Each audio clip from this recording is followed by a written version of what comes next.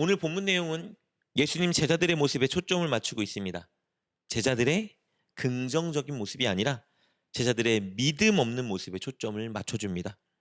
우리가 어제 본문에서 살펴본 것처럼 예수님은 세 명의 제자들을 산에 데리고 올라가 당신의 신성과 장차 고난을 통해 얻게 될 영광을 미리 보여주셨습니다.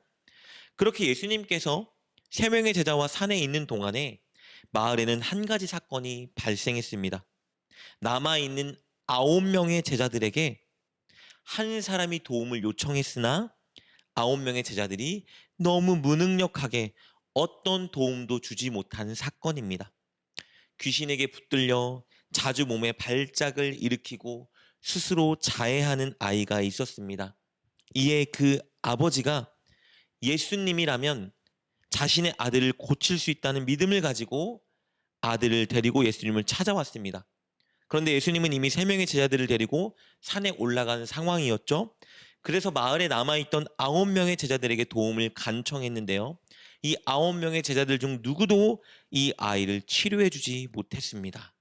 그래서 다들 발을 동동 구리고 있던 그때 마침 산에 올라갔던 예수님이 세 명의 제자들을 데리고 다시 마을로 돌아오고 계셨습니다.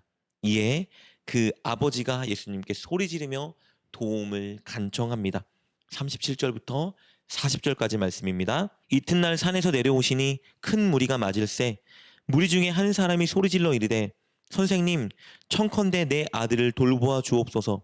이는 내 외아들이니이다. 귀신이 그를 잡아 갑자기 부르짖게 하고 경련을 일으켜 거품을 흘리게 하며 몹시 상하게 하고야 겨우 떠나가나이다. 당신의 제자들에게 내쫓아 주기를 구하였으나 그들이 능히 못하더이다. 이에 먼저는 예수님은 그 아버지의 애타는 마음을 아시고 동시에 그 아이를 불쌍히 여기시고 그를 치료해 주십니다. 41절 42절입니다.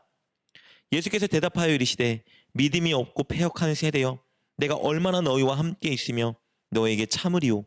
내 아들을 이리로 데리고 오라 하시니 올 때에 귀신이 그를 거꾸러뜨리고 심한 경련을 일으키게 하는지라.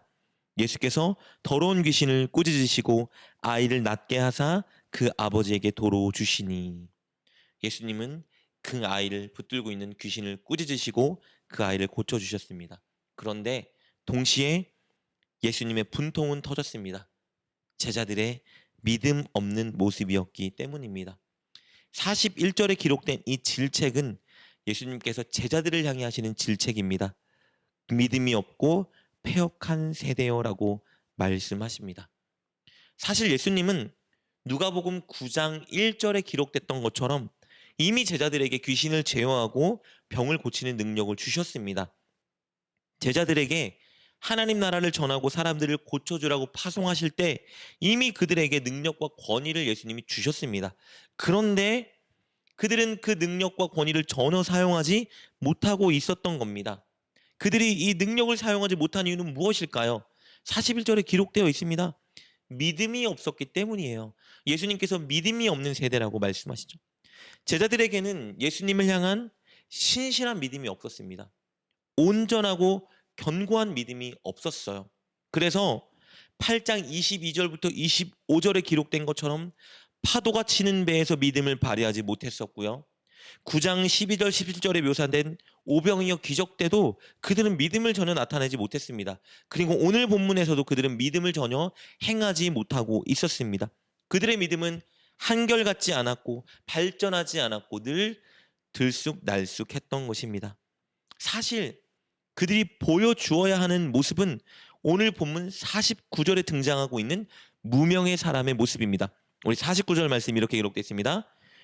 요한이 여짜오되 주여 어떤 사람이 주의 이름으로 귀신을 내쫓는 것을 우리가 보고 우리와 함께 따르지 아니함으로 금하였나이다. 49절에 요한이 말하는 한 무명의 사람이 있는데요. 그는 예수님과 제자들과 함께 동행하지 않았습니다.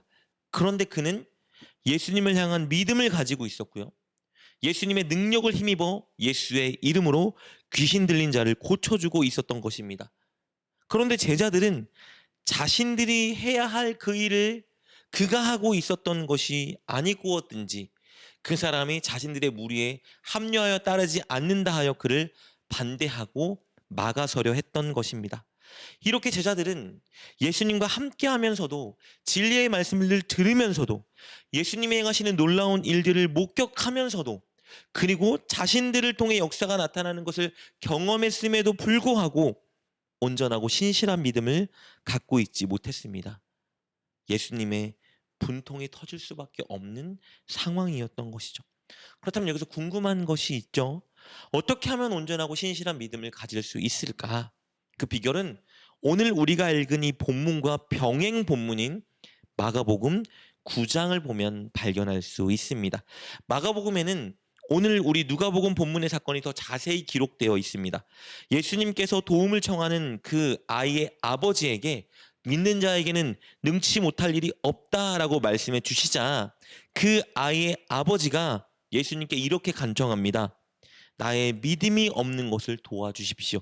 우리 마가복음 9장 23절, 24절 말씀 함께 보겠습니다. 이렇게 기록되어 있습니다.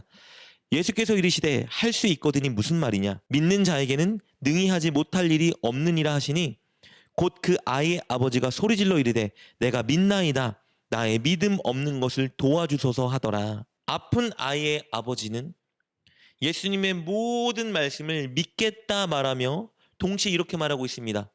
혹시 제가 믿음이 없다면 저의 믿음이 없는 것을 도와주십시오.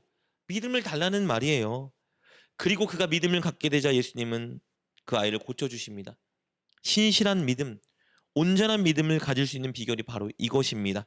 나의 연약함을 인정하고 늘 온전하고 신실한 믿음을 달라 온전하고 신실한 주님께 간구해야 하는 것입니다. 예수님도 이 진리에 대해 이렇게 말씀해 주십니다. 우리 28절, 29절 이렇게 기록되어 있습니다. 집에 들어가심에 제자들이 조용히 묻자오되 우리는 어찌하여 능히 그 귀신을 쫓아내지 못하였나이까? 이르시되 기도 외에 다른 것으로는 이런 종류가 나갈 수 없느니라 하시니라. 제자들이 예수님께 물었어요. 예수님은 능히 귀신을 물리치시는데 왜 우리는 귀신을 쫓아내지 못한 것입니까? 예수님께서 말씀하시죠. 기도 외에 다른 것으로는 할 수 없다. 두 가지로 해석될 수 있습니다. 이것은 나의 힘으로 하는 것이 아니라 온전한 믿음을 가지고 하나님께 기도할 때 하나님께서 도우셔서 가능한 것이다라는 해석도 있고요. 동시에 기도로 온전하고 신실한 믿음을 가진 자가 이런 일을 할 수 있다는 해석도 되겠죠. 즉 예수님은 기도로 간구하여 온전한 믿음을 갖기 위해 노력해야 된다 말씀하시는 겁니다. 이렇게 우리는 오늘 본문을 통해서 신실하고 온전한 믿음을 가지고 있지 못했던 제자들의 모습을 살펴보았습니다. 제자들은 자신의 믿음 없음을 안타깝게 여기며 믿음을 달라 하나님께 간구하지 않았습니다. 스스로 잘하고 있다고 거짓된 자기 만족에 빠져 있었던 것입니다. 그러나 귀신에게 눌렸던 그 아이의 아버지는 자신의 믿음 없음을 도와달라 간청하며 온전한 믿음을 갖게 되었던 것이죠.